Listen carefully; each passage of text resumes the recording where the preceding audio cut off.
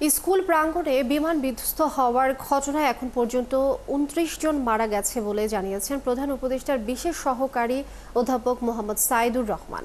বিকেলে জাতীয় বার্ন ইনস্টিটিউটে ব্রিফিংয়ে তিনি জানান, নিহতের সংখ্যা নিয়ে বিভ্রান্তি নিরসনে সময় লাগবে। মৃতদেহ বুঝে পেতে হাসপাতালের স্বজনদের অপেক্ষার প্রহর বাড়ছে। বার্ন ইউনিটের সারা দিনের চিত্র জানাচ্ছেন শাহানুদ শারমিন।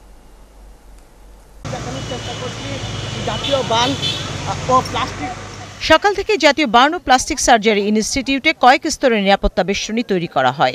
রোগীর স্বজন ছাড়া কাউকে ভিতরে প্রবেশ করতে দেওয়া হয়নি। এর মাঝেই স্বজনদের বিষণ্ণ অপেক্ষারও দেখা মিলেছে। ভেতরে পরিবারের সবচেয়ে ছোট সদস্য, সবার প্রিয়জন তখন যন্ত্রণায় কাতরাচ্ছে, বাইরে অসহায় স্বজন।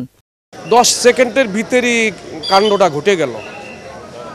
ঘটে যাওয়ার পর ও দেখতেছে মেয়ে দেখা যায়, তা ওই আগুনের ভিতরেও ঝাঁপ দিয়ে দৌড়ে যেয়ে নিয়ে এসে মেয়ে কান্দে করে আনার পর ওই টাইমটুকু যে আগুনটা তার লাগছে, সে লাগায় তার সারা শরীরে ঠোসা উঠে গেছে।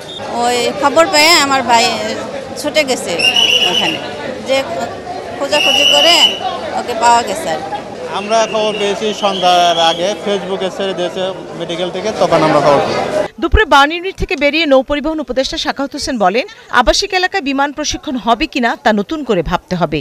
ভবিষ্যতে এই ধরনের কোনো দুর্ঘটনা যাতে না ঘটে সেজন্য সকল সংস্থা, আর বিশেষ করে আমি ডিফেন্স মিনিস্ট্রিকে বলবো যে এই ধরনের ট্রেনিং কীভাবে, কোথায়, কোন চ্যানেলে করতে হবে, এগুলো আমার মনে হয় একটু নতুন করে দেখা প্রয়োজন।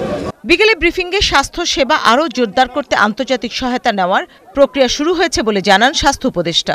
গতকালকে বাংলাদেশের উপর দিয়ে যে মর্মান্তিক দুর্ঘটনাটা ঘটে গেল, তার জন্য এটা ভাষায় প্রকাশ করার কোনো ক্ষমতা আমার নেই।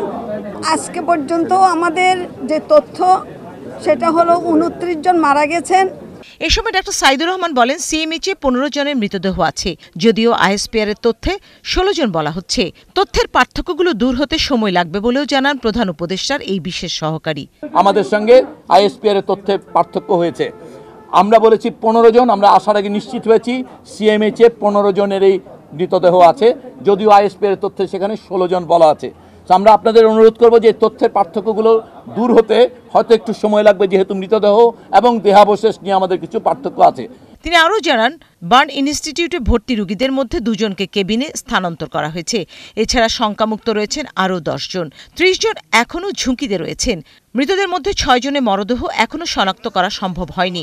4টি পরিবার দাবি করেছে মরদেহ তাদের, তবে চূড়ান্তভাবে ডিএনএ টেস্টের পরই হস্তান্তর করা হবে। শাহানাদ শারমিন, 71, ঢাকা। যে 2 জনকে আমরা কেবিনে শিফট করিয়েছি,